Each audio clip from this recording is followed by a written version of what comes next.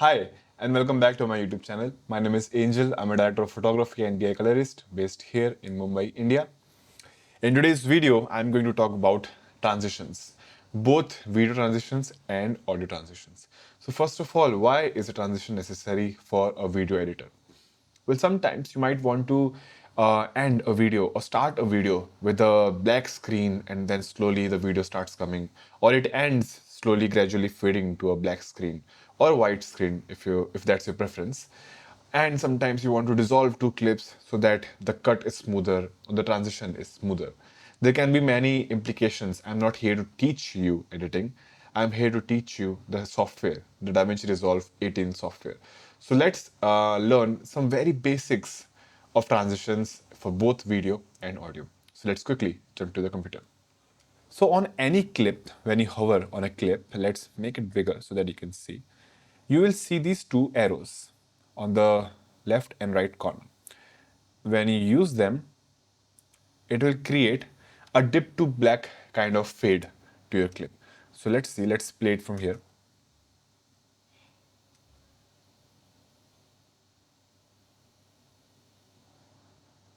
Okay, beautiful. But the next clip is starting instantly. So let's give it a fade as well. And now see.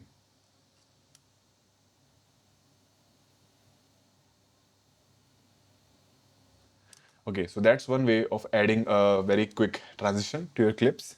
Let's remove these and let's take these clips, for example, these ones. Okay. We have these two clips together. Let's create a smooth cross dissolve transition between them. So here in your effects panel, you can expand it with this button. You can come to video transitions. You can explore this very wide library that is inbuilt to DaVinci Resolve for both free version and for paid version. Most of these effects are free. Let's come to cross dissolve and let's drag and drop it to the footage. As you can see at the moment, it's not allowing me to drag and drop it. Okay, so what is the reason? So basically, when you're cross dissolving two clips together, you need some extra frames at the end of the first clip and at the beginning of the second clip. And at the moment, these clips are expanded to their maximum levels. So I need to decrease the end point of this clip and the beginning point of this clip. Let's join them together. And now let's try dragging and dropping cross dissolve. And as you can see, it has worked this time because now it has those pixels to, make that smooth transition. And you will see that in just a second. Zoom in on the timeline a little bit. We can hover and then make this transition bigger. It will go only to an extent to how much pixels we made space for, right? You can control this duration over here in the inspector tab as we learned in the video inspector video. Now we can decrease it, but we can't increase it above 4.2 seconds because we only have those many frames. So first, let's see the result of this transition, okay? Let's play it from here.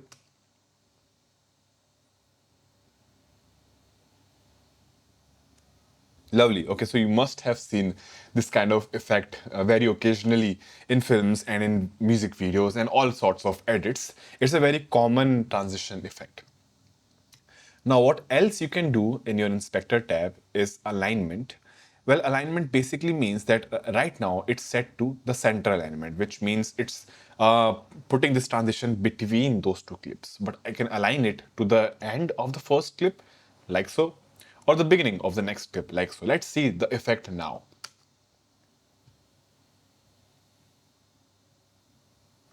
Okay, so it's different. So it has a little different implication.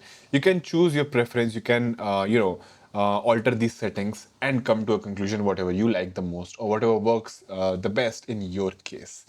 You might not have extra frames on one end of one clip, right? That can be a thing. So in that case, it's a good idea to put the alignment to a different clip, just like we have done so. Now we also have style. Let's see additive.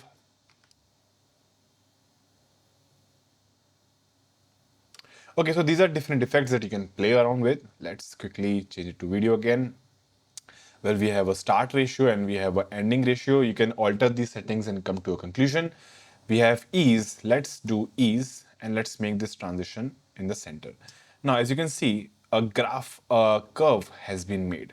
It will make this transition smoother. So let's see the effect now. Let's make it bigger as well.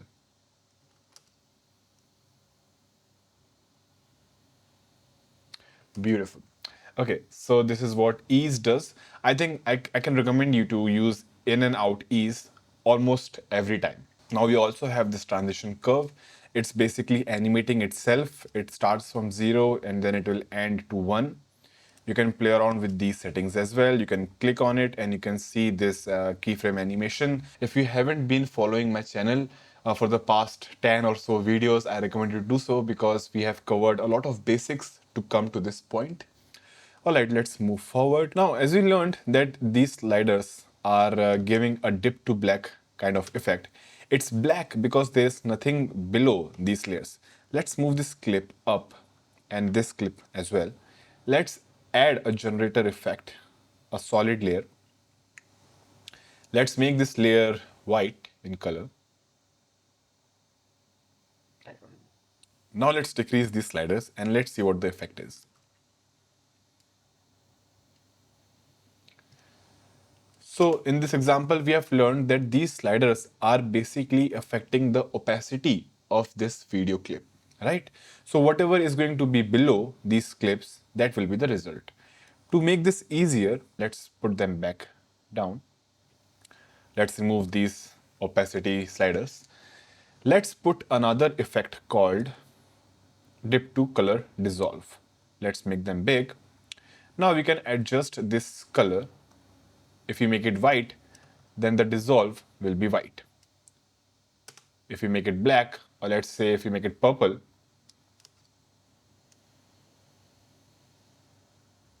it will give it a purple transition. Similarly, we can add transitions to audio as well. Let's see these two music clips. Let's make them a little less louder so that it doesn't hurt our ears. All right, so let's play the end of this audio track. It will end abruptly because I have made a random cut. Clearly, these two clips are very random at the point, right? Now, I can change the opacity like so. Now, this clip will be slowly decreased to 0 decibels, and then this clip will begin from 0 decibels to a little louder, right? Let's see the effect.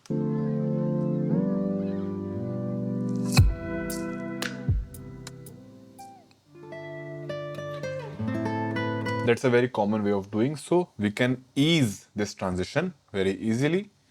When you zoom in on the audio track, you will see this anchor point. When you manipulate it like so, it will make a curve, right? Let's make a curve for this one as well. Now, we have smoothened up this transition.